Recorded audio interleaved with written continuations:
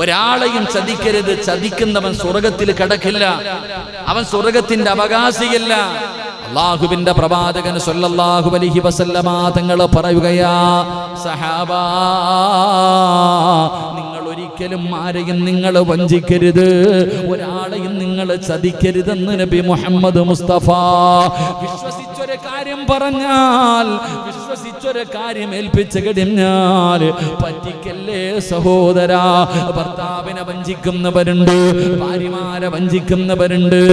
ഭർത്താവിനെയും ഭാര്യയും വഞ്ചിക്കുന്ന ഒരു ചെറുപ്പക്കാരൻ വിളിച്ച് കരയ, ഉസ്താദേ ദുആ ചെയ്യണം. എന്റെ ചങ്ങാതി പറഞ്ഞ പരാതി, ലോക്ക്ഡൌൺ വന്നപ്പോൾ എവിടെ പോയാലും ഫോൺ നമ്പർ എഴുതി വെക്കണം, അല്ലേ? എവിടെ പോയാലും ഫോൺ നമ്പർ എഴുതി വെക്കണം. ഉസ്താദേ, എന്റെ ഭാര്യ ഫോൺ നമ്പർ എഴുതി വെച്ച് ഒരുത്തന്റെ കൂടെ പോയി ഉസ്താദേ, മക്കള് കിടന്നിട്ട് ഉമ്മാനെ തെരയ്യ, എന്ത് ചെയ്യണമെന്നറിയാതെ ഒരു ചെറുപ്പക്കാരൻ കരയ്യ. അള്ളാഹു ആ പൊന്നുമോന് സമാധാനം കൊടുത്ത് അനുഗ്രഹിക്കുമാറാകട്ടെ. കരഞ്ഞുകൊണ്ട് പറയുന്നു, ഉസ്താദേ, മക്കൾ ഉമ്മാനെ തെരയുന്നു, ഞാൻ എന്തു പറയും?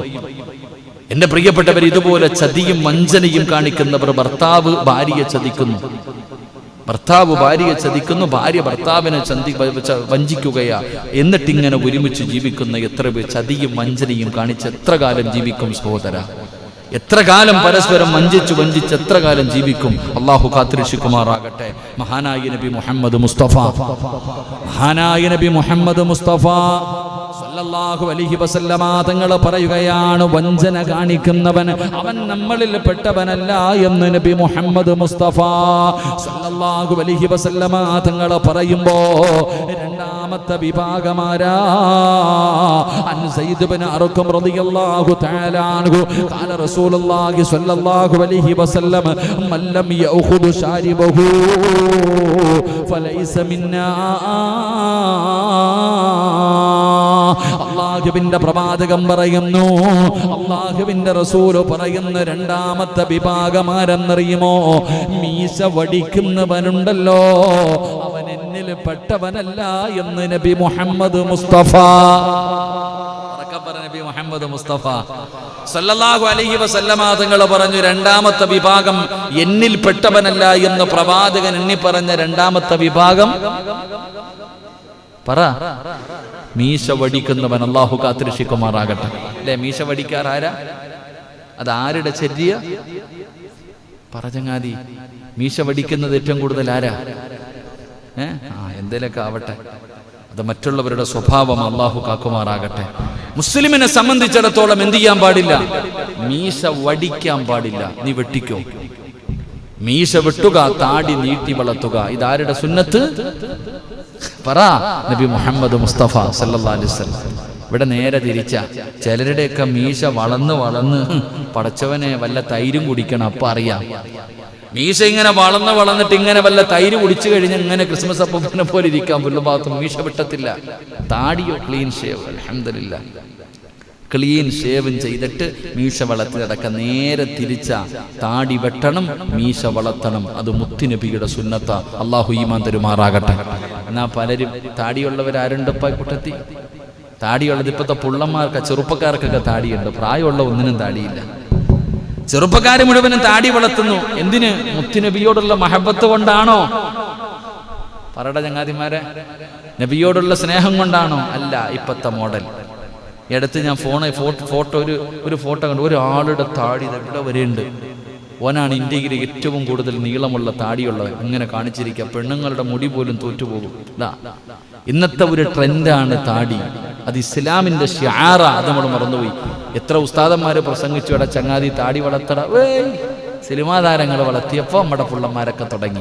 നാളെ ഓന്റെ കൂടെ തന്നെയാ നീയും. അള്ളാഹു കാത്തിരക്ഷിക്കുമാറാകട്ടെ. താടി വളർത്തുന്നത് ഇത് ഇസ്ലാമിന്റെ ഷിആറാണ്, എന്റെ മുത്തുനബിയുടെ സുന്നത്താണ്. അൽഹംദുലില്ലാ. അതിന്റെ പേര് വളർത്തിയാ നാളെ നീ രക്ഷപ്പെട്ടു. മറിച്ച് നീ ഇതിന്റെ പിന്നിൽ എല്ലാരും വളർത്തുന്നു മോഡല്, ഇപ്പൊ താടിയുള്ള പുള്ളന്മാരെ മാത്രമേ പെണ്ണുങ്ങൾക്ക് ഇഷ്ടപ്പെടത്തുള്ളൂ എന്ന് കരുതിയിട്ട് വളർത്തിയാ നാളെ നീ നരകത്തിലായി പോകും. അള്ളാഹു കാത്തിരക്ഷിക്കുമാറാകട്ടെ. അതുകൊണ്ട് എന്ത് ചെയ്യാൻ പാടില്ല? മീശ വടിക്കാൻ പാടില്ല. എന്ത് ചെയ്യണം?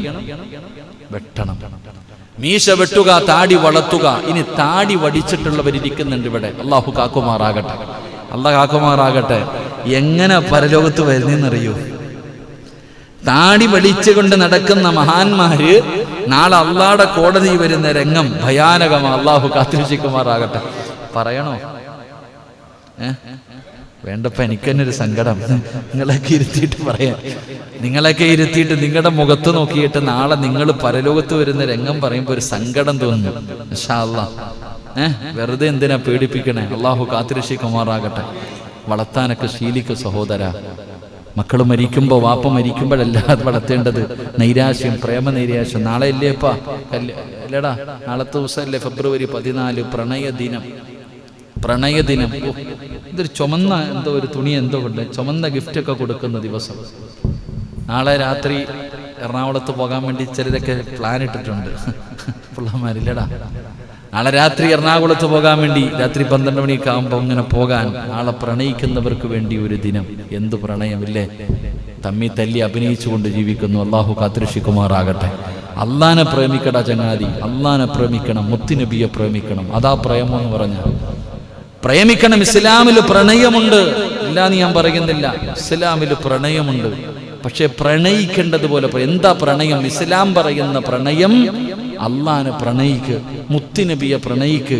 പിന്നെ ഒന്നുമില്ലെങ്കിലും കാമുകിമാരുടെ പുറകെ സ്വന്തം പെണ്ണും പിള്ളയെ പ്രേമിക്കാനാണ് ഇസ്ലാം പഠിപ്പിച്ചത്. അള്ളാഹു ഈമാൻ തരുമാറാകട്ടെ. ഭാര്യയെ പ്രണയിച്ചു നോക്ക്, ഏറ്റവും മനോഹരമായിട്ട്. വിവാഹത്തിന് മുമ്പല്ല പ്രണയിക്കേണ്ടത്, വിവാഹത്തിന് ശേഷം പ്രണയിക്കണം. ഇസ്ലാമിൽ ചില കാര്യങ്ങൾ, ബന്ധങ്ങൾ, സ്നേഹങ്ങൾക്ക് മഹാനായ ഇമാം ഷാഫി റളിയല്ലാഹു തആല അൻഹു, ഇമാം ഷാഫി തങ്ങൾക്ക് എന്തെങ്കിലും ഉണ്ടെങ്കിൽ നഫീസത്തുൽ മിസ്രിയ റളിയല്ലാഹു തആല അൻഹ വല്ലാത്ത കൂട്ടുകാരായിരുന്നു രണ്ടുപേരും. പനി പിടിച്ചാൽ പോലും പറഞ്ഞു വിടും ദുആ ചെയ്യാൻ. അതായിരുന്നു ബന്ധം. നഫീസത്തുൽ മിസ്രിയ റളിയല്ലാഹു തആല അൻഹ ലോകമറിയുന്ന മഹദിയ. ഈജിപ്തിൽ പോകുമ്പോൾ കാണണം, പടച്ചോനെ ഇവിടുത്തെ ഖബർ സിയാറത്ത് ചെയ്യാൻ അല്ലാഹു ഭാഗ്യം തരുമാറാകട്ടെ.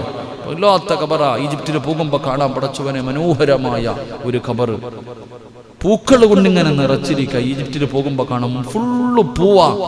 മനോഹരമായ പൂക്കൾ കൊണ്ട് അലങ്കരിച്ചിരിക്കുന്ന നഫീസത്തുൽ മിസ്രിയ റളിയല്ലാഹു തആല അൻഹ മരിക്കുമ്പോൾ ഖുർആൻ ഓതിയിട്ടാ മരിച്ച. അള്ളാഹിനോട് പറഞ്ഞു, എനിക്ക് 2 ആഗ്രഹമുണ്ട് പടച്ചോനെ. നഫീസത്തുൽ മിസ്രിയ റളിയല്ലാഹു തആല അൻഹ സാധാരണ ഒരാളല്ല. സ്വന്തം കൈകൊണ്ട് കബറ് കുഴിച്ച മഹദിയ. നമ്മൾ കബറ് കുഴിച്ചതിനെ കുറിച്ചൊക്കെ പറയാതിരിക്കണം നല്ലത്. അള്ളാഹു കാക്കുമാറാകട്ടെ. നഫീസത്തുൽ മിസ്രിയ റളിയല്ലാഹു തആല അൻഹ സ്വന്തം കൈകൊണ്ട് കബറ് കുഴിച്ചു വീടിന്റെ അകത്ത്. അള്ളാഹുവിന്റെ പരിശുദ്ധമായ ഖുർആൻ ഒരു പ്രഭാഷണം ഇങ്ങനെ കേൾക്കുകയാ.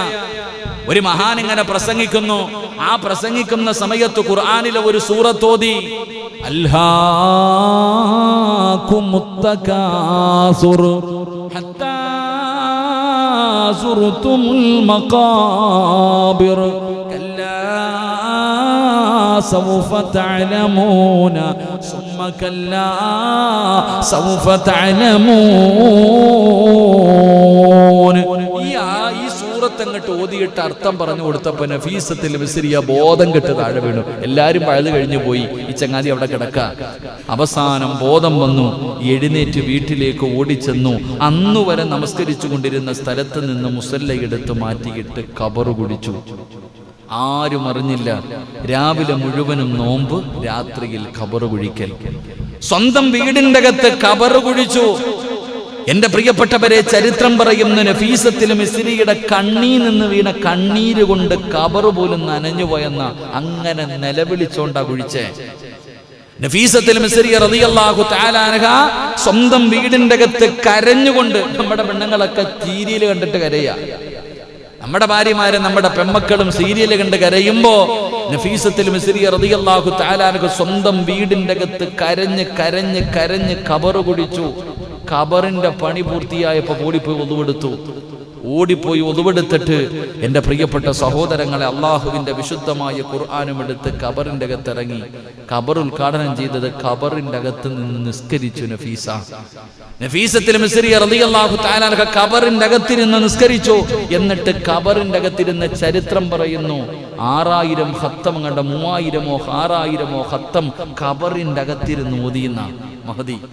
അവസാനം നോമ്പ, എല്ലാ ദിവസവും നോമ്പ്, ഉറക്കമില്ല. സുന്ദരിയായ മിസ്രിലെ പെണ്ണുങ്ങളെ കണ്ടിട്ടുള്ളവർക്ക് അറിയാം എന്തൊരു ഗ്ലാമർ എന്നറിയോ.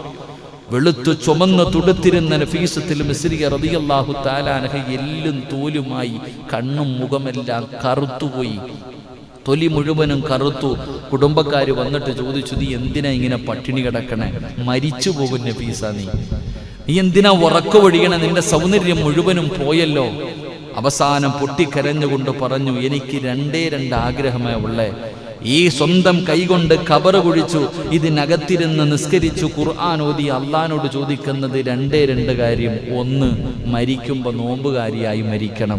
2, ഖുർആൻ ഓതിയിട്ട് മരിക്കണം. ഒരു പെണ്ണിന്റെ 30 കൊല്ലം നഫീസത്തുൽ മിസ്രിയ റളിയല്ലാഹു തആല അൻഹ സ്വന്തം കൈകൊണ്ട് ഖബറ് കുഴിച്ച് ആ ഖബറിന്റെ അകത്ത് ഇറങ്ങിയിരുന്നിട്ട്, എന്റെ പ്രിയമുള്ളവരെ, അല്ലാഹുവേ 4000-ഓളം ഖത്തമോദി ആ മഹദിയാണ് അല്ലാഹുവോട് ദുആ ചെയ്യുന്നത്. മരിക്കുമ്പോ എന്നെ നോമ്പുകാരിയാക്കി മരിപ്പിക്കണം തമ്പുരാനെ. അതുമാത്രമല്ല, എനിക്ക് ഖുർആൻ ഓതി മരിക്കണമല്ലാ. വന്നവർ മുഴുവനും നിറകണ്ണുകളോടെ ഇറങ്ങി പോവുകയാണ്. അവസാനം നഫീസത്തുൽ മിസ്രിയ റളിയല്ലാഹു തആല അൻഹ, എന്റെ പ്രിയമുള്ളവരെ, മരണമെടുത്തു വന്നു. മരണമെടുത്തു എന്ന് മനസ്സിലായപ്പോ അവിടുന്ന് പടച്ചവനെ നല്ലതുപോലെ കുളിച്ചു, ഉളുവെടുത്തു, കഫം തുണിയെടുത്തു, എന്നിട്ട് ഖബറിന്റെ ചാരത്ത് കൊണ്ടുവന്ന് വെക്കുകയാണ്. താൻ കുടിച്ച ഖബറിന്റെ ചാരത്ത് വന്നിട്ട്, എന്റെ പ്രിയമുള്ള സഹോദരങ്ങളെ, തലയുടെ ഭാഗത്ത് കഫം തുണി വെച്ചു. എന്നിട്ട് നഫീസ കടക്കുകയാ.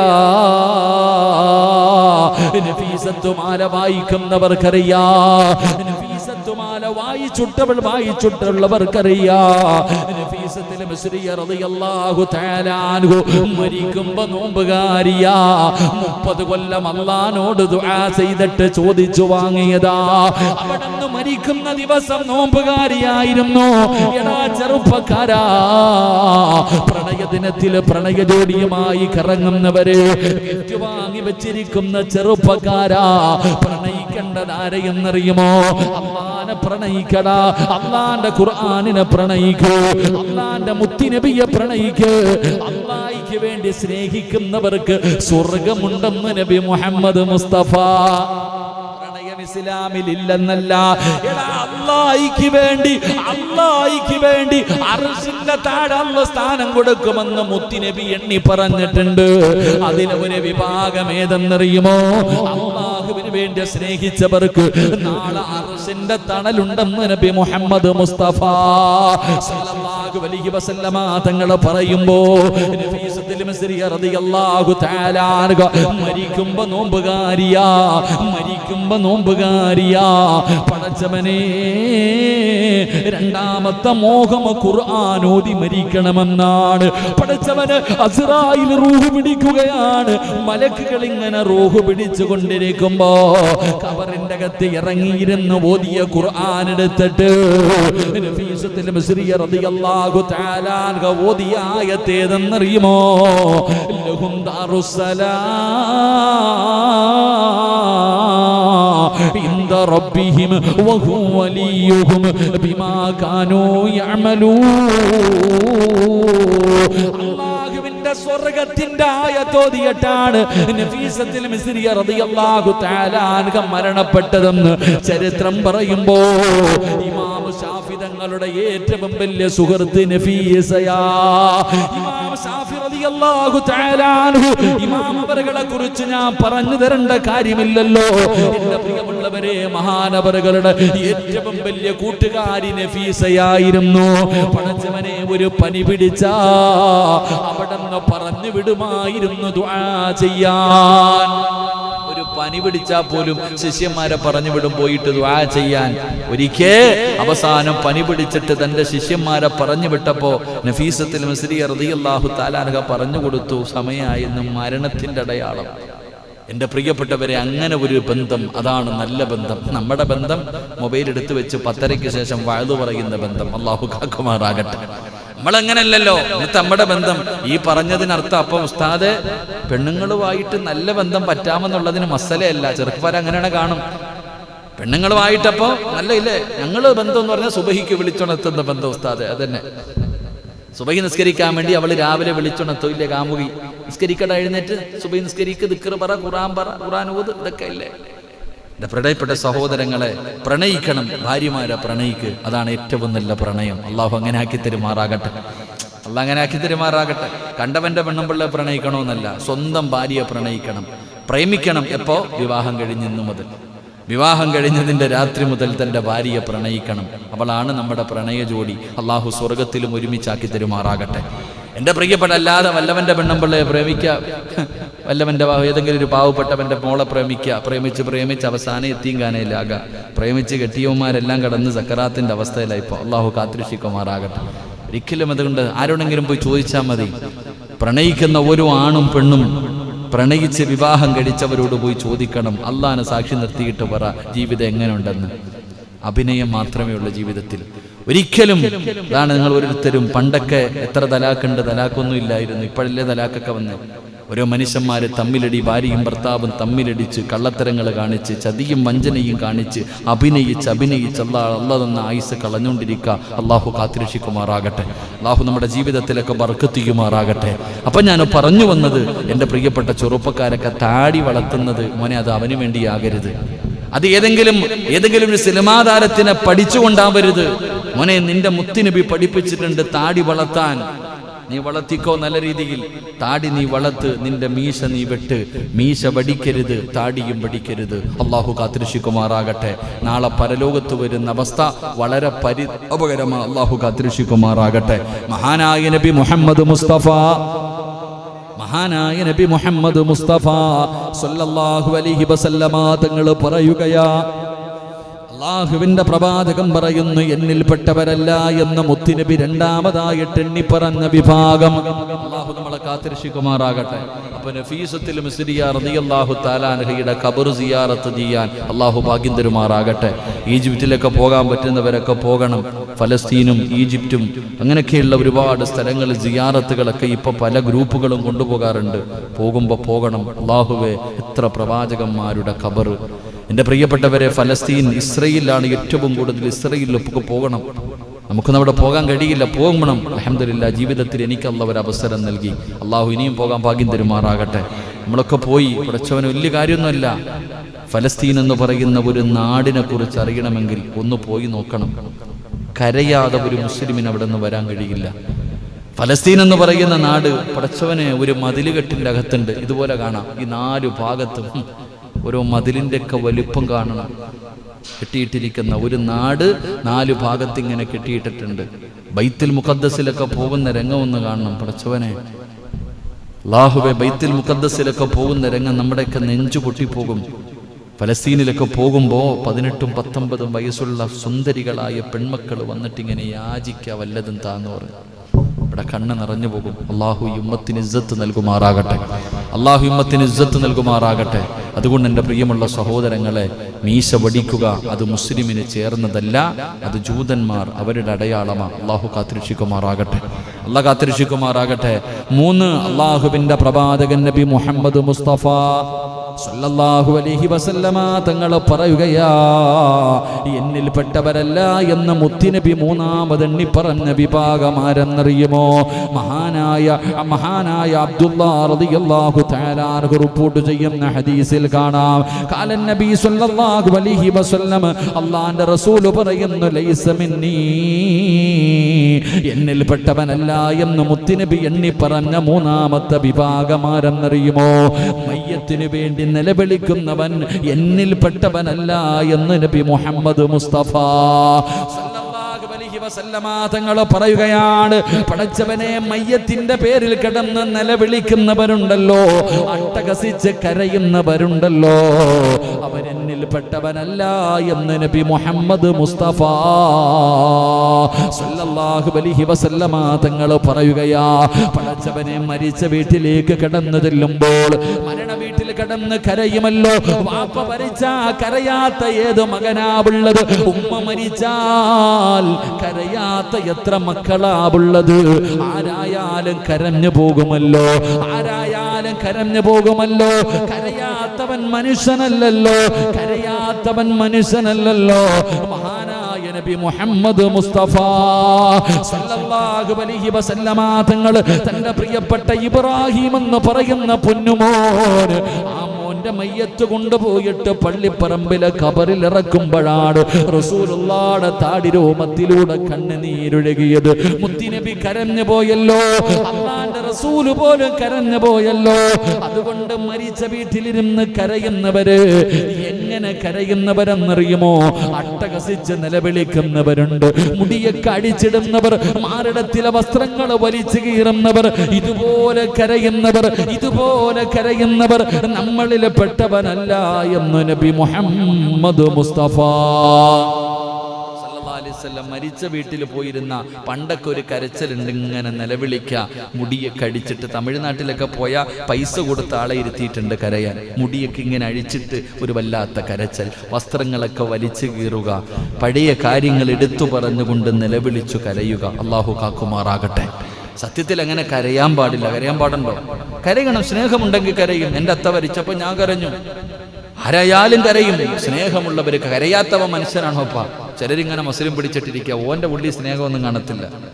പലരും പടച്ചവനെ, ഞാനിപ്പോൾ നമ്മുടെ അൻസാരിയണ്ണൻ്റെ വീട്ടിൽ നിന്നാണ് വരുന്നത്. അദ്ദേഹത്തിൻ്റെ പ്രിയപ്പെട്ട ഭാര്യ, ആ കല്യാണ ദിവസം ഇവിടെ കല്യാണം നടക്കുമ്പോഴും സഹോദരി തൻ്റെ പിതാവ് മരണപ്പെട്ടു പോയത് പറഞ്ഞപ്പോൾ കണ്ണ് നിറഞ്ഞുപോയി. അള്ളാഹു ആ പിതാവിൻ്റെ ഖബറിടം അള്ളാഹു വിശാലമാക്കി കൊടുക്കുമാറാകട്ടെ. അള്ളാഹു സ്വർഗ പൂങ്കാവനമാക്കി കൊടുക്കുമാറാകട്ടെ. അദ്ദേഹത്തിൻ്റെ മണ്ണറ അള്ളാഹു മണീറയാക്കി കൊടുക്കുമാറാകട്ടെ. ആ സന്തോഷത്തിലും കണ്ണ് നിറഞ്ഞുപോയി. കാരണം സ്നേഹമത. പ്രത്യേകിച്ച് പെൺമക്കൾക്ക് വാപ്പമാരോട് വലിയ ഇഷ്ടമാണ്. പ്രത്യേകിച്ച് പെൺമക്കൾ.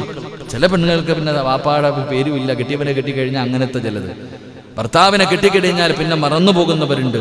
എൻ്റെ പ്രിയപ്പെട്ട സഹോദരങ്ങളെ, മരിച്ച വീട്ടിൽ കരയണ്ട എന്നല്ല, കരയുന്നതിനൊരു ലിമിറ്റുണ്ട്. എത്ര ദിവസം വരെ കരയാം? ദുഃഖാചരണം എത്ര ദിവസം? പറഞ്ഞങ്ങാതി എത്ര ദിവസം? 3-ാം പത്തിയോട് കൂടി കഴിഞ്ഞില്ലേ? 3 ദിവസമാണ് ദുഃഖാചരണം. അത് കഴിഞ്ഞാൽ പിന്നെ കഴിഞ്ഞു എന്ന ചിലരൊക്കെ വലിയ അവസ്ഥകൾ. നമ്മുടെ വടക്കോട്ടൊക്കെ പൊക്കഴിഞ്ഞാൽ, ഞാൻ ഈ അടുത്ത് നിങ്ങളൊക്കെ മാലിക്കദിനാറിൽ പോയപ്പോൾ കണ്ടെന്ന് പറഞ്ഞാൽ പന്തലിട്ട് വെച്ചിരിക്കുക ഖബറിൻ്റെ മുകളിൽ. രാവും പകലും ഖുർആൻ ഓതും അവിടെ ഇരുന്ന്. ഇവിടെ അങ്ങനെ കാണാറില്ല. വടക്കോട്ടൊക്കെ പൊക്കഴിഞ്ഞാൽ കാണാൻ പഠിച്ചവനെ രാത്രിയൊക്കെ ഇരുന്ന് ഖുർആൻ ഓതും. മാലിക്കദിനാറിൽ നമ്മൾ സിയാറത്ത് പോയത് രാത്രിയില്ലേ, ഏകദേശം 12-1 മണി എങ്ങാണ്ടായി. ഇങ്ങനെ നോക്കുമ്പോൾ 2 വിദ്യാർത്ഥികൾ അവിടെ ഇരിക്കുന്നുണ്ട്. ചോദിച്ചപ്പോൾ എന്തൊരു പേര് പറഞ്ഞു, എനിക്ക് എന്താന്ന് ഓർമ്മയില്ല. പന്തൽ കെട്ടിയിട്ടിട്ട് അവിടെ ഇരുന്നു കൊണ്ട് ഇങ്ങനെ ഖുർആൻ ഓതുകയാ. അല്ലാഹുവേ, ഇതൊരു നല്ല കാര്യം. കാണാം, ഒരു ഹത്തമൊക്കെ ഖബറിന്റെ ചാരത്തിരുന്ന് രാവും പകലും. മക്കളിരിക്കാറില്ല, മക്കളാരും ഇരിക്കാറില്ല. പൈസ കൊടുത്ത് ആളെ നിർത്തിയിട്ട് ഓതും. പണ്ട് ഞാൻ എത്ര കോളേജിൽ പഠിക്കുമ്പോൾ ആരെങ്കിലും മരിച്ചു കഴിഞ്ഞാൽ വണ്ടി വരും, ഞങ്ങളൊക്കെ പോകും. ഞാനൊക്കെ ചിന്തിക്കാറുണ്ട്. നമ്മളൊക്കെ പണ്ടൊക്കെ, ഇപ്പൊ ഇതൊക്കെ മാറി. പണ്ട് ഏതെങ്കിലും വീട്ടിൽ മരിച്ചു കഴിഞ്ഞാൽ ദറസോ മുത്തല്യങ്ങളൊക്കെ ഉണ്ടെങ്കിൽ ഒരു വണ്ടി വരും, വിളിച്ചോണ്ട് പോകും. അല്ലാഹു ആലം, പടച്ചോനെ, മയ്യത്തിന്റെ അടുത്ത് കൊണ്ടുപോയി ഇങ്ങനെ ഇരുത്തും. രാത്രിയൊക്കെ ഇരുന്ന് ഉറങ്ങി ഓതുക. മക്കളൊക്കെ സുഖമായിട്ട് കിടന്നുറങ്ങാം. വാപ്പാടെ മയ്യത്ത് അവിടെ വെച്ചിട്ട് കുറച്ച് മുത്തല്യങ്ങളെ ഇരുത്തിയിട്ട് ഞങ്ങളൊക്കെ ഇങ്ങനെ ഇടയ്ക്കിടയ്ക്ക് കട്ടൻ കാപ്പി കൊണ്ടുതരും. അപ്പം നമ്മളൊക്കെ ഇങ്ങനെ മനുഷ്യന്മാരല്ലേ, ഉറങ്ങി വീഴുമ്പോൾ ചില ആൾക്കാർ ഇങ്ങനെ ആക്കും, നമ്മളെ വിളിക്കുക. ചില പ്രായമുള്ളവര് നമ്മൾ ഉറങ്ങുമ്പോൾ എന്നാ ഉറങ്ങട്ടേടാ, സ്വന്തം മക്കളപ്പുറത്ത് കിടന്ന് ഉറങ്ങണം, കുഴപ്പമില്ല. മരിച്ചുപോയ വാപ്പാടെ മക്കൾ മുഴുവൻ അപ്പുറത്ത് കിടന്ന് സുഖമായിട്ട് ഉറങ്ങാം. മുത്തല്യങ്ങൾ ഇരുന്ന് ഓതുക. നമ്മൾ തന്നെ ചിന്തിക്കാറുണ്ട്, ഇത് ആർക്കാള്ള ബോധന? അവർക്ക് പോലും ഇല്ലാത്ത സ്നേഹം നമുക്ക് ഒന്നാലോചിക്കേ. ഇപ്പം ആ കാലമൊക്കെ ഇപ്പം പിന്നെ ഒന്നും ഇല്ല, ഇപ്പം ഓതലൊന്നും ഇല്ല, ഇല്ലേ? ഇപ്പം അങ്ങനെ ഉണ്ടാ? മരിച്ച വീട്ടിൽ മക്കൾ തന്നെ ഓതണില്ല, പിന്നല്ലേ മുത്തല്യങ്ങൾ. അള്ളാഹു കാത്തിരക്ഷിക്കുമാറാകട്ടെ. പിന്നെ കാണാം, മയ്യത്ത് അങ്ങോട്ട് എടുക്കാറാകുമ്പോഴത്തേക്ക് സീ മാറി.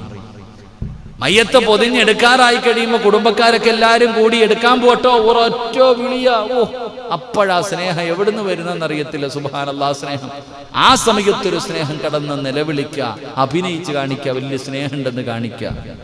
എൻ്റെ പ്രിയപ്പെട്ട സഹോദരങ്ങൾ, അങ്ങനെയുള്ള നിലവിളി പെണ്ണുങ്ങളോട് പറയണം. മരിച്ച വീട്ടിൽ പ്രത്യേകിച്ച് മയ്യത്ത് എടുക്കുന്ന സമയത്തുള്ള നിലവിളി അത് ദോഷം ചെയ്യും. അല്ലാഹു കാത്തിരക്ഷിക്കുമാറാകട്ടെ. മഹാനായ നബി മുഹമ്മദ് മുസ്തഫ സല്ലല്ലാഹു അലൈഹി വസല്ലമ തങ്ങൾ പറയുകയാണ്, മരണ വീട്ടിൽ കിടന്ന നിലവിളിക്കുന്നവരുണ്ടല്ലോ, മരിച്ച വീട്ടിൽ കിടന്ന് പൊട്ടിക്കരയലുണ്ടല്ലോ, അങ്ങനെ കരയുന്നവർ എന്നിൽപ്പെട്ടവരല്ല എന്ന് നബി മുഹമ്മദ് മുസ്തഫ സല്ലല്ലാഹു അലൈഹി വസല്ലമ തങ്ങൾ പറയുമ്പോ, അല്ലാഹുവേ, അടുത്ത വിഭാഗമാരെന്നറിയുമോ? ഖാല റസൂലുള്ളാഹി സ്വല്ലല്ലാഹു അലൈഹി വസല്ലം ലൈസ മിന്നാ.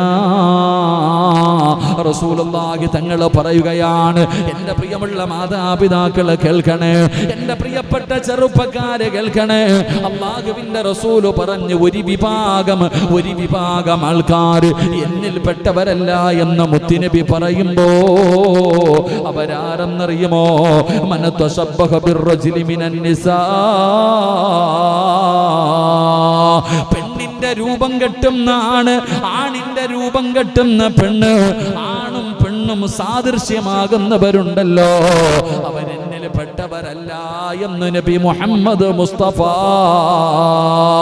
സല്ലല്ലാഹു അലൈഹി വസല്ലമ തങ്ങൾ പറയുമ്പോ അല്ലാഹുവിന്റെ റസൂൽ വ്യക്തമായിട്ടാണ് പറയുന്നത്, ആണിന്റെ വസ്ത്രം ധരിക്കുന്ന പെണ്ണ്, വസ്ത്രം ധരിക്കുന്ന പെണ്ണ്, പെണ്ണിന്റെ വസ്ത്രം ധരിക്കുന്ന ആണ്, ആണും പെണ്ണുമായിട്ട് സാദൃശ്യമാകുന്നവർ. അള്ളാഹു കാത്തിരക്ഷിക്കുമാറാകട്ടെ. ഇപ്പോ നിങ്ങൾ ആലോചിക്കുക, ഒരാണും ഒരു പെണ്ണും പോയാൽ ഇതിലെ ആണാണോ പെണ്ണാണോ എന്ന് തിരിച്ചറിയാൻ ഒരടയാളവുമില്ല. പുറകിൽ നിന്ന് നോക്കിയ കാരണം പടച്ചവനെ പെണ്ണും ആണൊക്കെ ഇട്ടിരിക്കുന്ന വസ്ത്രം ഒന്ന് തന്നെയാണ്. ഈ മുടിയും കാണാൻ കണ്ടാ അറിയാൻ, മുടിയും പോയി, അതും പറയാൻ പറ്റത്തില്ലല്ലോ. പണ്ട് ആണാണോ പെണ്ണാണോ എന്ന് തിരിച്ചറിയാനുള്ള ഒരു അടയാളം മുടിയെങ്കിലും ഉണ്ടായിരുന്നു. ഇപ്പൊ ആമ്പിള്ളാരും മുടിയിടാൻ തുടങ്ങി. എല്ലാം വരുന്നുണ്ട് അടുത്ത ഹദീസ്. അള്ളാഹു കാക്കുമാറാകട്ടെ. മുടി വെട്ടിയിരിക്കണ വാപ്പമാരൊക്കെ ഇന്നുകൊണ്ട് മക്കളെ കൊണ്ടുപോയിട്ട് ഷഹാദത്ത് കലിമ പറയിപ്പിക്കേണ്ട അവസ്ഥയാ. അള്ളാഹു കാക്കുമാറാകട്ടെ. അടുത്ത വിഭാഗം കേട്ടോ എന്റെ പ്രിയപ്പെട്ട സഹോദരങ്ങളെ, അള്ളാഹുവിന്റെ റസൂൽ സല്ലല്ലാഹു അലൈഹി വസല്ലമ തങ്ങൾ പറഞ്ഞു, ആണിന്റെ കോലവല്ലേ ചില ചെറുപ്പക്കാര്, പെണ്ണുങ്ങളല്ലേ ഇപ്പൊ വളയിടുന്നത്? ആണോ? പെണ്ണുങ്ങൾ വളയിടും, മോതിരവിടും, അല്ലേ, ചെയിനിടും, അല്ലേ? നമ്മളോ കണ്ടിട്ടുണ്ടാ? എല്ലാ എണ്ണം വളയും മോതിരവും മോതിരമൊക്കെ ഇട്ട കുഴപ്പമൊന്നുമില്ല, ചെയിനൊക്കെ ഇട്ട് നടക്കുക ചെറുപ്പക്കാർ, വളയിടുക. ആണും പെണ്ണും ഒരേപോലെ ജീൻസിന്റെ പാൻറ് തന്നെ ഇപ്പൊ ആണുങ്ങളും പെണ്ണുങ്ങളും ഇടുക. ആമ്പിള്ളാരും ഇടും, പെണ്ണുങ്ങളും ഇടും. ടീഷർട്ട്, അല്ലേ, കണ്ടാ തിരിച്ചറിയാൻ പറ്റാത്തൊരവസ്ഥയിലേക്ക് ഉമ്മത്തെത്തിപ്പോയി. അള്ളാഹു കാത്തിരക്ഷിക്കുമാറാകട്ടെ. ക്ലോസറ്റിലൊക്കെയായി ഇപ്പം പടച്ചവനെ കേക്കിരിക്കുന്നത്. ആലോചിക്ക്, ക്ലോസറ്റ് കേക്കിന്റെ കാലം. അള്ളാഹു കാക്കുമാറാകട്ടെ. ഉമ്മത്തിന്റെ അവസ്ഥ ചുമ്മാതല്ല കൊറോണ ഒന്നും മാറാത്തത്. ഇതെങ്ങനെ ഇരിക്കുന്നതെന്ന് പറഞ്ഞാൽ ഇങ്ങനെയുള്ള ചിലതിനെയൊക്കെ കൊണ്ടുപോകാൻ വേണ്ടി ഞാൻ തോന്നുന്നു. എന്തൊരു അഹങ്കാരമാ സമുദായത്തിന്റെ അവസ്ഥ. അള്ളാഹു കാത്തിരക്ഷിക്കുമാറാകട്ടെ. എൻ്റെ പ്രിയമുള്ള സഹോദരങ്ങളെ, കോലമറിയ ആണും പെണ്ണുമായിട്ട് ഒരിക്കലും ആണ് പെണ്ണിനെ പോലെ ആകാൻ പറ്റുമോ? പെണ്ണ് ആണിനെ പോലെ ആകാൻ പറ്റുമോ? ഒരിക്കലും ആകാൻ പറ്റത്തില്ല. പിന്നെ വസ്ത്രധാരണയിലും കോലത്തിലും അങ്ങനെ ആവാ. ഇപ്പൊ പെൺപിള്ളേരൊക്കെ മുടി വെട്ടിക്കളയുന്നവരുണ്ട്, പല പല മോഡലുകൾ. നമ്മുടെയൊക്കെ മക്കളുടെ അവസ്ഥ ഒന്ന് ആലോചിക്കെ. വാപ്പായ്ക്ക് തഴമ്പും താടിയൊക്കെ ഉണ്ട്, വലിയ ആൾക്കാരാ. സ്വന്തം പെമ്മക്കളൊക്കെ റസൂലുള്ളാഹി സ്വല്ലല്ലാഹു അലൈഹി വസല്ലം തങ്ങൾ പറഞ്ഞു, ഒരു കാലഘട്ടം വരും വാപ്പമാരൊക്കെ വന്ന് വണ്ടിയിൽ നിന്ന് അങ്ങോട്ട് ഇറങ്ങും, പടച്ചവനെ താടിയും ജുബ്ബയും ഒക്കെ ആയിരിക്കും. പുറകിൽ നിന്നിറങ്ങുന്നത് കടപ്പുറത്തിറങ്ങുന്ന പോലെ. അള്ളാഹു കാത്തിരക്ഷിക്കുമാറാകട്ടെ. ഇവിടെ വലിയ വലിയ കല്യാണ വീടുകളിലൊക്കെ പോകുമ്പോൾ ഹാജിയാര് വന്നിട്ട് അങ്ങോട്ട് ഇറങ്ങുന്ന രംഗമെന്ന് കാണണം. പടച്ചവനെ സുബ്ഹാനല്ലാഹ്. സെക്രട്ടറിയും പ്രസിഡന്റും കമ്മിറ്റിക്കാരൊക്കെ ആയിരിക്കും, വലിയ അങ്ങോട്ട് ഇരിക്കും, വലിയ ഹാജിയാരെ എന്ന് വിളിക്കണം എല്ലാവരും. സ്വന്തം പെണ്ണുമ്പിള്ളയും മക്കളും പുറകിൽ നിന്ന് ജീൻസിന്റെ പാൻറ് ഇറങ്ങിയ ടീഷർട്ട് ഇട്ടുകൊണ്ട് ഇറങ്ങി വരുന്ന ഒരു രംഗം. തലയിലും തുണിയില്ല, വയറും വെളി കാണിച്ചുകൊണ്ട് നടക്കുന്നൊരവസ്ഥ. ഇങ്ങനെ ഒരു കാലഘട്ടം വരുമെന്ന് നബി മുഹമ്മദ് മുസ്തഫ എൻ്റെ പ്രിയപ്പെട്ട പിതാക്കന്മാരോട് പറഞ്ഞു, അള്ളാഹുവിൻ്റെ കോടതിയിലെ ഏറ്റവും വൃത്തികെട്ടവർ 3 വിഭാഗം. ഓരോ വാപ്പമാരും കേൾക്കണം, ഓരോ ഭർത്താക്കന്മാരും കേൾക്കണം. അള്ളാഹുവിന്റെ കോടതിയിലെ ഏറ്റവും വൃത്തികെട്ടവർ 3 വിഭാഗം. അവരോട് അള്ളാഹ് സംസാരിക്കാറില്ല, അവരുടെ മുഖത്ത് നോക്കാറില്ല, ഒരു പരിഗണനയും അള്ളാഹു കാണിക്കാറില്ല. മഹാനായ നബി മുഹമ്മദ് മുസ്തഫ സല്ലല്ലാഹു അലൈഹി വസല്ലമ തങ്ങൾ പറയുന്ന കള്ളുകുടിയന്മാരല്ല, വ്യഭിചാരികളല്ല, പലിശ തിന്നുന്നവരല്ല. അള്ളാന്റെ റസൂല് പറഞ്ഞത് അവരാരെന്നറിയുമോ? വാപ്പമാരാ. ചില വാപ്പമാരാ. ഏത് വാപ്പമാരെന്നറിയുമോ? മക്കള് തെറ്റ് ചെയ്യുന്നത് കണ്ടിട്ട് തിരുത്താത്ത വാപ്പമാരാ. അള്ളാന്റെ റസൂലാണ് പറയുന്നത്, നിസ്കരിക്കുന്ന വാപ്പ, ഖുർആൻ ഓതുന്ന വാപ്പ, വഅദ് കേൾക്കുന്ന വാപ്പ, ഏത് നല്ല കാര്യവും ചെയ്യുന്ന വാപ്പ, അള്ളാനെ ഭയന്ന് ജീവിക്കുന്ന സഹോദരാ, നീ അള്ളാഹുവേ നിന്റെ പെമ്മക്കളുണ്ടല്ലോ, നിന്റെ പൊന്നാര മക്കൾ എന്ത് വൃത്തികേട് ചെയ്താൽ നീ തിരുത്താറില്ലല്ലോ, നീ അതിന് കൂട്ടു നിൽക്കുന്നവനാണല്ലോ. നിന്നെ വെറുക്കുകയാ, അല്ല നിന്റെ മുഖത്ത് നോക്കില്ല. പരലോകത്തിലെ നശിച്ചവൻ നീയാണെന്ന് നബി മുഹമ്മദ് മുസ്തഫ സല്ലല്ലാഹു അലൈഹി വസല്ലമ തങ്ങൾ പറയുമ്പോ, പടച്ചവനെ, മക്കൾക്ക് കീറിപ്പറഞ്ഞ വസ്ത്രം വാങ്ങിക്കൊടുക്കുന്ന പിതാവേ, ടൈറ്റായ വസ്ത്രം വാങ്ങിക്കൊടുക്കുന്ന ഉപ്പ, പടച്ചവനെ, എന്തേ നിന്റെ പെമ്മക്കൾക്ക് നല്ല വസ്ത്രം വാങ്ങിക്കൊടുക്കാത്തത്? ഫർദ എന്തേ? ആയിഷ ബീബി ധരിച്ചതല്ലോ, ഫാത്തിമ ബീബി ധരിച്ചതല്ലോ, മൈമൂന ധരിച്ചതല്ലോ, നഫീസ ധരിച്ചതല്ലേ, ദിന്നൂരിൽ മിസ്രിയ ധരിച്ചതല്ലേ, എത്രയോ മഹദിമാര് അല്ല ഇഷ്ടപ്പെട്ട ഒരുപാട് പേര് ധരിച്ച ഫർദയുണ്ടല്ലോ. എന്തേ നിന്റെ പൊന്നുമക്കൾക്ക് നീ വാങ്ങിക്കൊടുക്കാത്തത്? ഇന്ന് കല്യാണ വീടുകളിൽ പോകുമ്പോ സുബ്ഹാനല്ലാഹ്, പള്ളിയിൽ ക്ലാസ് കേൾക്കാൻ വരുമ്പോ മാത്രം ഒരു ഫർദ.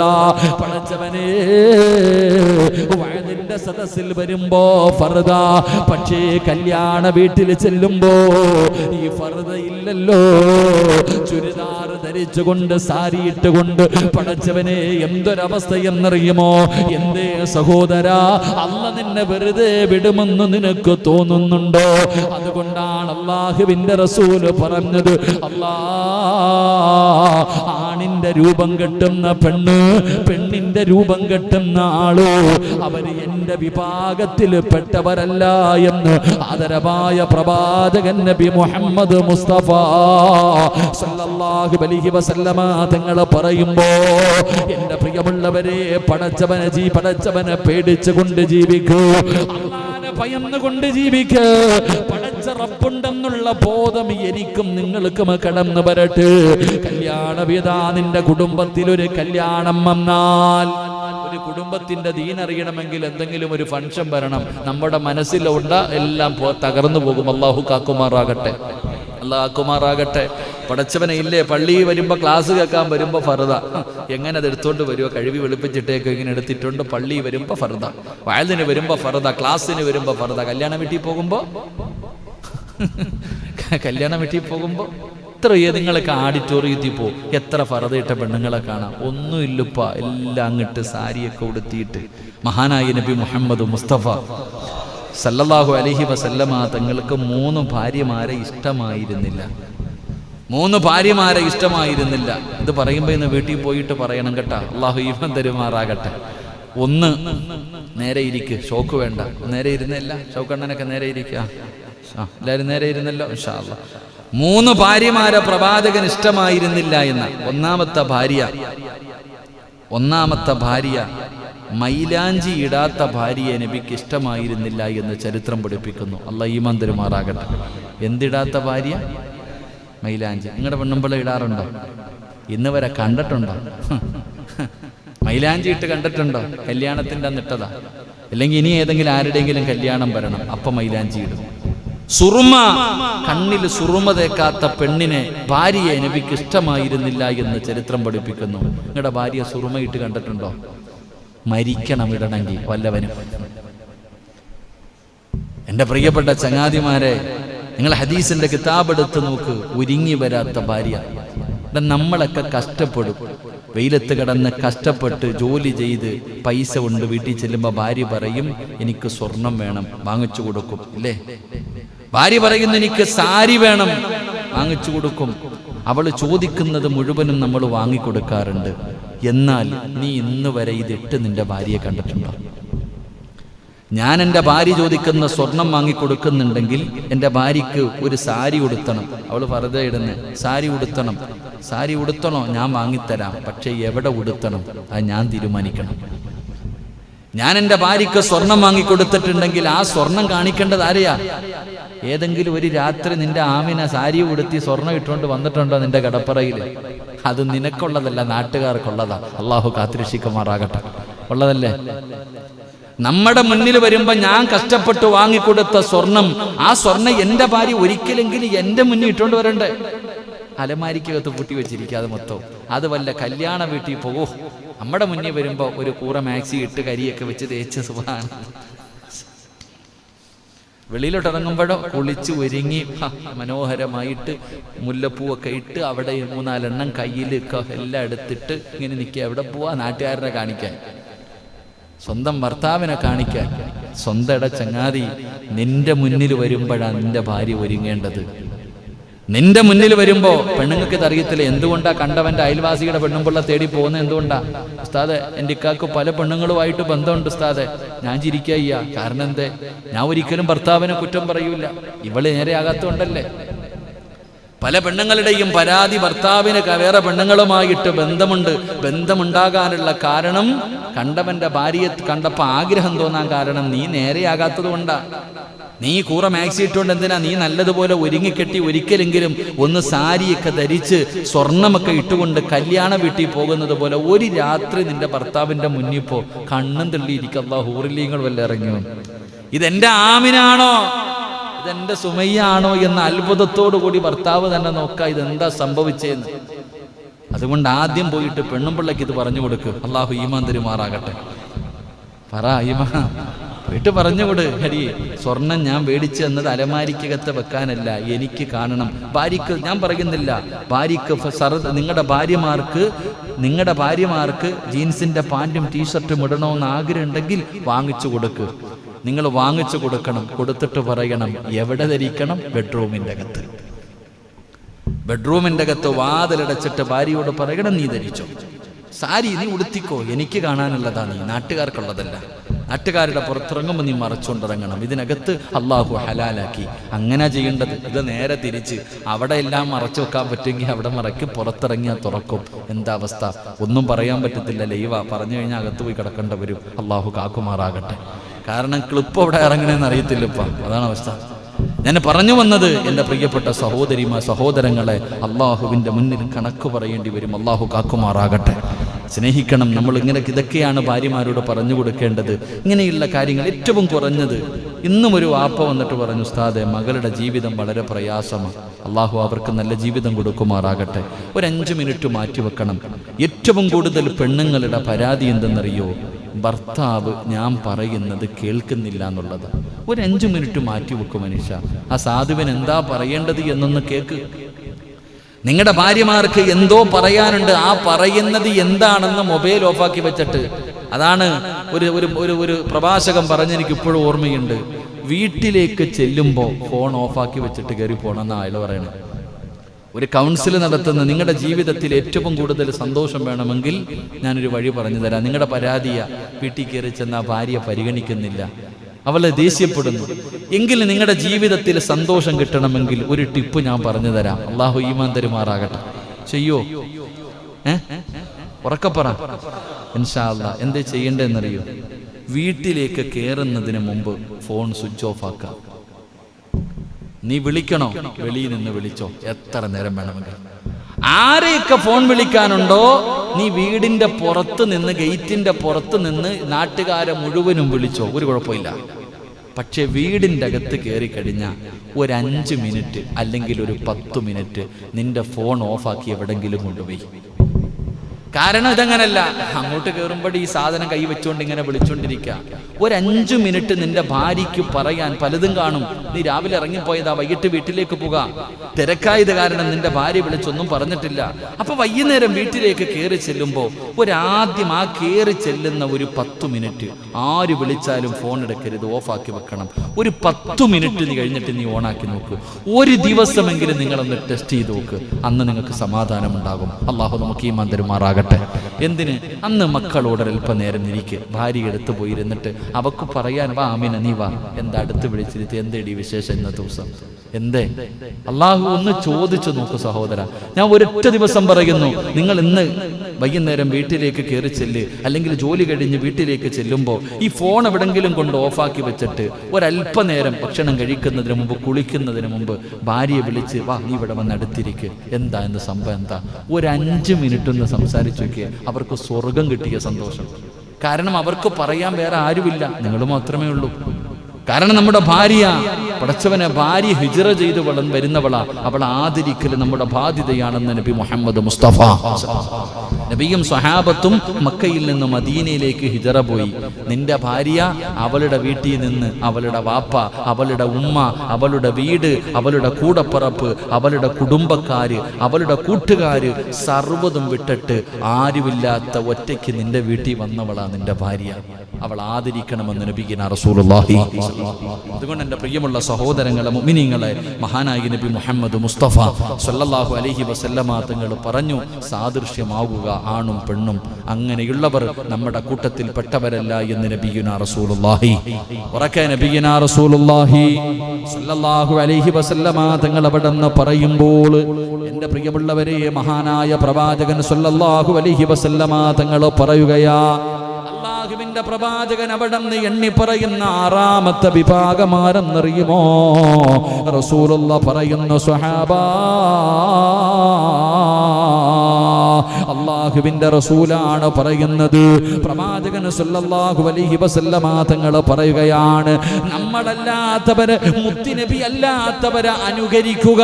റസൂലുള്ളാഹി തങ്ങൾ പറയുകയാണ്, പ്രവാചകൻ അവിടെന്ന് പറയുകയാണ്, നമ്മ അല്ലാത്തവരെ അനുകരിച്ചവനുണ്ടല്ലോ, അല്ലാഹുവിന്റെ റസൂലിനെയാണ് നമ്മൾ അനുകരിക്കേണ്ടത്. ആ പ്രവാചകൻ നമ്മുടെ നേതാവാണല്ലോ.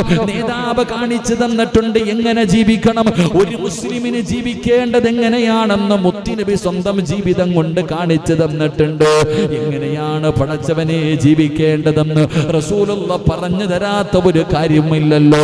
എങ്ങനെയാണ് രാജ്യം ഭരിക്കേണ്ടത്, ഒരു രാജ്യത്തിന്റെ ഭരണാധികാരി എങ്ങനെയായിരിക്കണമെന്ന് പഠിപ്പിച്ചു തന്നത് മഹാനായ നബി മുഹമ്മദ് മുസ്തഫ സല്ലല്ലാഹു അലൈഹി വസല്ലമ തങ്ങളാ. പ്രവാചകനിൽ ശരിയില്ലാത്ത ഒരു കാര്യവുമില്ലല്ലോ. എങ്ങനെ എന്ത് ചെയ്യണമെന്ന് നിന്റെ ദീൻ പഠിപ്പിച്ചു തന്നതുപോലെ, നിന്റെ നേതാവ് പഠിപ്പിച്ചു തന്നതുപോലെ ലോകത്ത് ഒരു നേതാവും പഠിപ്പിച്ചു തന്നിട്ടില്ല. എന്തുകൊണ്ടാണ് മുത്തുനബിയുടെ പേര് കേൾക്കുമ്പോ ജീവിതത്തിൽ ഒരിക്കൽ പോലും നമ്മൾ കണ്ടിട്ടില്ല. നമ്മൾ പ്രവാചകൻ എങ്ങനെ ഇരിക്കുമെന്ന് പോലും നമുക്കറിയില്ല.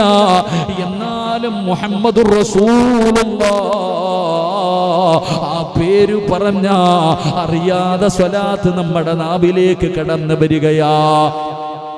മുഹമ്മദെന്ന് പേര് കേട്ടാൽ അറിയാതെ സ്വലാത്ത് എന്റെയും നിങ്ങളുടെയും ഹൃദയത്തിലേക്ക് കടന്നു വരും. ആ മുത്തുനബിയെ കുറിച്ച് പറയുമ്പോ നമുക്ക് 100 നാവാ. ആ മുത്തുനബിയെ കുറിച്ച് പറഞ്ഞാ നമ്മുടെ കണ്ണ് നിറയുമല്ലോ.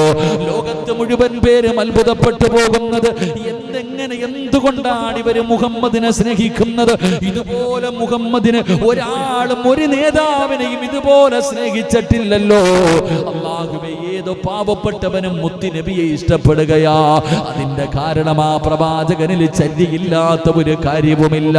എങ്ങനെയാണ് രാജ്യം ഭരിക്കേണ്ടത്, എങ്ങനെയാണ് ഭക്ഷണം കഴിക്കേണ്ടത്, എന്ത് പറഞ്ഞുകൊണ്ടാണ് കഴിക്കേണ്ടത്, എവിടെ നിന്നാണ് കഴിക്കേണ്ടത്, എങ്ങനെ ഇരുന്നാണ് കഴിക്കേണ്ടത്, പടച്ചവനെ എന്തെല്ലാം ചെയ്യണമെന്ന് ഒരു ഭക്ഷണം കഴിക്കുമ്പോ, എന്തിനാണ് ടോയ്ലറ്റിൽ കയറുമ്പോ എന്ത് പറഞ്ഞുകൊണ്ട് കയറണം, ഏത് കാലി വെച്ചുകൊണ്ട് കയറണം, എന്ത് കൊണ്ടുപോകാൻ പാടില്ല, ബാത്റൂമിൽ ഇരിക്കുമ്പോ എങ്ങനെ ഇരിക്കണമെന്ന് നിന്റെ ദീൻ പഠിപ്പിക്കുന്നുണ്ട്. ഏത് കാലിനെ ആശ്രയിച്ചാണ് ഇരിക്കേണ്ടത്, ഏത് സൈഡ് ചരിഞ്ഞാണ് ഇരിക്കേണ്ടത്, നിന്റെ നേതാവ് നിനക്ക് പഠിപ്പിച്ചു തന്നിട്ടുണ്ട്. എന്തിനു വേണം ഒരു ഭാര്യ തന്റെ ഭർത്താവുമായി, ഭർത്താവും ഭാര്യയും കിടപ്പറയിൽ ശാരീരികമായി ബന്ധപ്പെടുന്ന സമയത്ത് പോലും നീ എന്ത് പറയണം, നീ എന്തൊക്കെ പാടില്ല, എന്തൊക്കെ ചെയ്യണമെന്ന് പടച്ചവനെ അവിടെ പോലും നിയമം പഠിപ്പിച്ചു തന്നിട്ടുണ്ട് മഹാനായ നബി മുഹമ്മദ് മുസ്തഫ.